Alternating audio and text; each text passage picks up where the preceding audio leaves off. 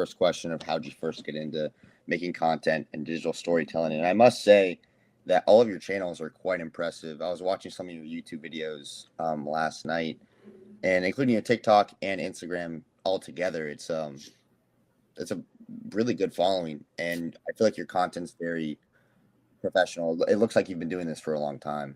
I appreciate that. I'm originally from like the health and fitness field. When I was probably a little bit younger than you, I was playing music. Music started blowing up. We started touring. We started playing, bigger shows and talking to bigger bands and stuff. And we all needed to have a job that didn't matter. So I got a job at a gym. The band ends up kind of running its course, which was heartbreaking in the moment. But once that ended, it was like, all right, what now? Well, I have this gym job. Can I actually make money doing this? So I got really heavy into personal training, started learning more about nutrition, started learning more about just kinesiology and physiology and all these different things. And yeah, just through self-study, I ended up just building up a massive clientele. Right before COVID happened, I started posting content just because I was like, oh, I can only train so many. I can only take so many hours of clients. Yeah. But what now? And I started posting content online, and I started getting online clients. And I was like, this is cool. That I was like, all right, I guess I'll keep doing this. And there we go. How do you define an influencer in your personal opinion? The thing is, I think everybody kind of has the potential to do it. It's like an uncomfortable thing to take a step into, because let's be honest, most people are on some kind of social media. They're consuming or being influenced, so to speak.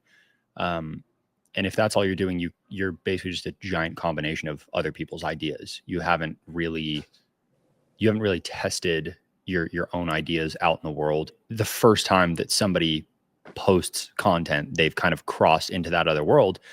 You get a lot of information about yourself when you start making content, especially when it is like truly unique things that have came to your mind. You post something and you see someone engage with it. You go, oh, fuck. Other people agree with me on something. My next question is, how many followers do you think someone should have to be considered an influencer? Because there's different stages of like influencers. You have nano, micro, macro. But to you personally, what would you say? So I don't actually know how the classifications break up in terms of like nano, micro, et cetera, et cetera. I've never heard that. I would mostly just say it kind of depends on if you consider yourself, if you're viewing it as like a source of income or a job. Like Facebook and TikTok, it's really not that hard to get paid.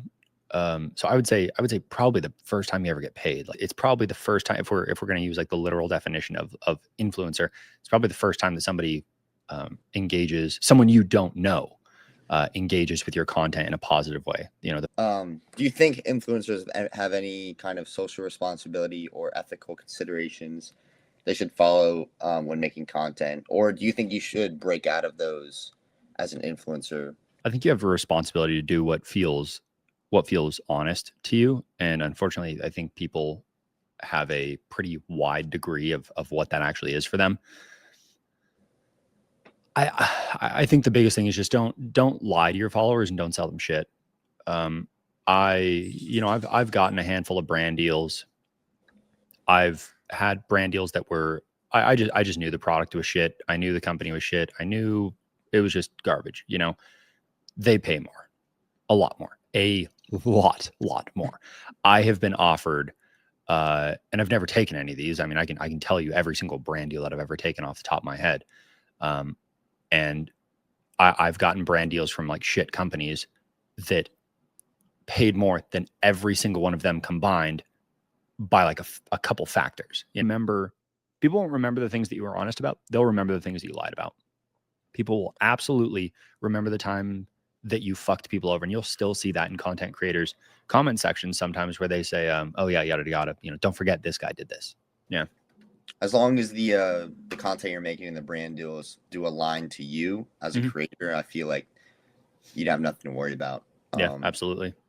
How do you define your online brand?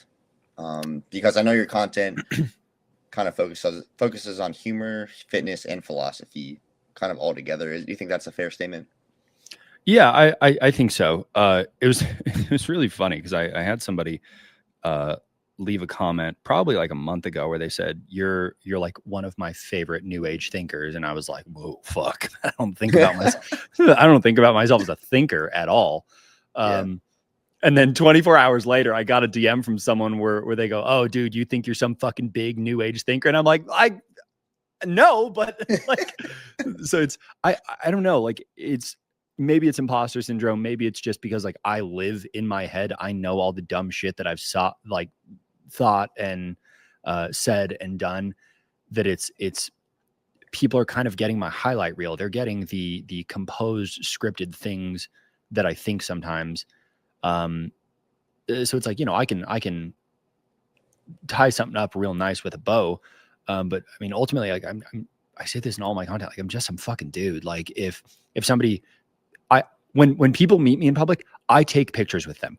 I'm so fucking excited that people recognized me. I think that's the coolest shit ever. Like I'm not kidding. I've probably got like 40 pictures with random people who just said, "I think I know you," and I'm like, "You do? That's so cool!" Like it makes me really fucking excited. But um, I don't know, man. It's I just I think it's probably just like bringing nuance to stuff, and which you know everybody's like, oh, I just want to bring nuance. It's like it's super trite to say that, but sometimes I talk about things and I find out that I'm an idiot, and Mm-hmm.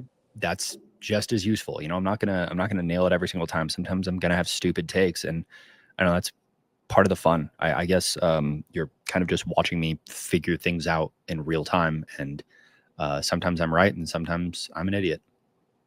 I feel like that's why your content and yourself is so relatable online. Um, I really enjoy contentious topics. Going more on the topic of your followers and especially young followers, people that might want to do the same thing as you, what's the most important piece of advice you could give to like a young creator? Um, yeah. What's the thing that everybody resists doing? Posting every day. Guess what's still true? Post every day. That's never going to go out of style. Volume matters, even if it's shit. Volume matters. If you look at the content that does really well for me, I'll post a video, it does well, and then I go, okay, people like this. Can I tweak this 10%? And then I post another. And okay, that does well. Can I tweak this 10%? And I'll post another. If a video does well, I will make that same fucking video until it starts to drop off, because that's to me a signal. Okay, enough of that. People don't want to hear too much more about that. A lot of people are watching and not listening. And if they see that it's a video and they're not captions, gone. The Yeah. short I version, definitely. my aha moment when I realized my content was actually reaching people was basically the it was after about 6 years when I like had a video that, you know, I woke up the next day and I just had hundreds, if not thousands of comments. And I was like, oh fuck. Like it was specifically what it was the book talk video that I did. Then my last question is, where do you see your content going in the next 5 years? I like the short form because it allows me to get a lot of reps in. I like the long form because it allows me to kind of compile it all into one completed idea. You know, people say that like um,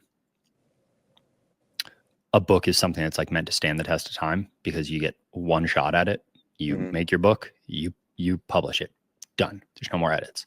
I feel that way about videos where I'm like, I want this to be bulletproof. I want 5 years from now for someone to like listen to this video and go, yeah, that's still all correct. And it's not always going to be because a lot changes in the world. But I remember when I was in my late teens, Taylor Swift being on like Tumblr and posting about this shit, or posting about anything and everything all the time, meeting up with fans, going to fans' weddings. Like she would get an invite from like a fan to go to their wedding and she would just do it. And it's like, I want to do that.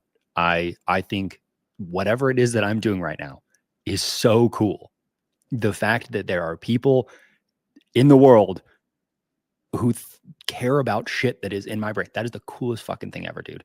I want to remain as accessible to as many people for as long as I can, and I know that that's not going to be something that I can do forever.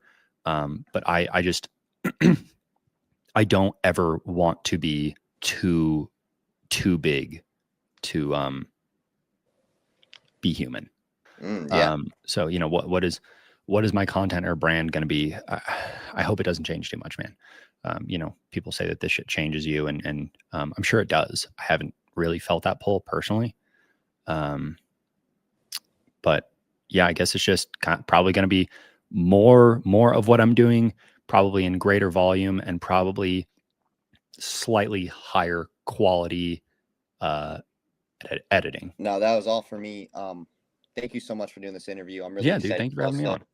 Besides the actual interview, is to listen to your band.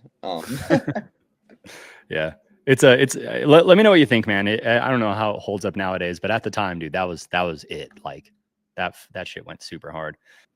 All right, man. Well, I got to get going. Any closing questions or anything like that? No, just thank you so much for doing this interview. Honestly. Yeah, dude. Thank you.